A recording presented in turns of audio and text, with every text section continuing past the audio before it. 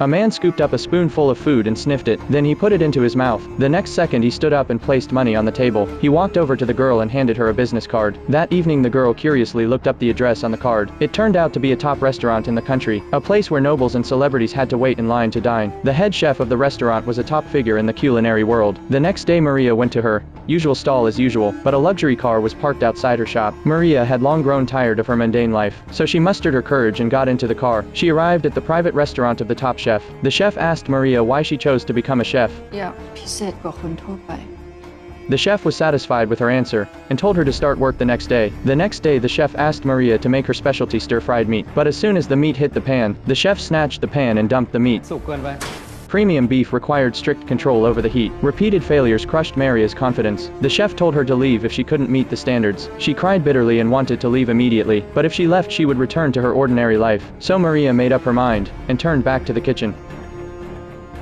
The next morning her co-workers found Maria sleeping on the floor. When the chef arrived he cooked the dish in front of her again. This time the beef danced and flipped in her pan. It was done in seconds. The chef examined the beef and found it was translucent. He took a bite but said nothing. The chef brought Maria to a top-tier banquet. At the banquet her stir-fried beef was presented like a work of art. The intricate beef rolls were stunning, but the rich guests ate like savages resembling primal animals. When Maria was filled with confidence and wanted to take the next step, the next client wasn't the usual aristocrats. An investor secured her a royal latest dinner party. Competing alongside her was her own head chef. Maria knew that to succeed she had to defeat him. At the banquet the lights dimmed suddenly. A whole cow descended slowly. The chef sprinkled some unknown spices on it. As the fire pit was lit the entire cow was engulfed in flames. A feast of sight and taste began. It also ignited the vanity in the hearts of the elite. The chef personally took the first piece, feeding it into the noblewoman's mouth like feeding livestock. Seeing this the elites couldn't wait to rush forward, gnawing on the extravagant dish with no manners. Meanwhile Maria calmly tossed her wok, using the cheapest ingredients to make a simple fried rice noodle dish. To Maria home-cooked food was the true essence of cuisine. Since the elites had never eaten such cheap food, everyone gave it high praise. Maria thought she had victory in hand. Then the chef slowly poured out a bowl of soup. The color of the soup instantly revealed to Maria. It was made from instant noodle seasoning packets.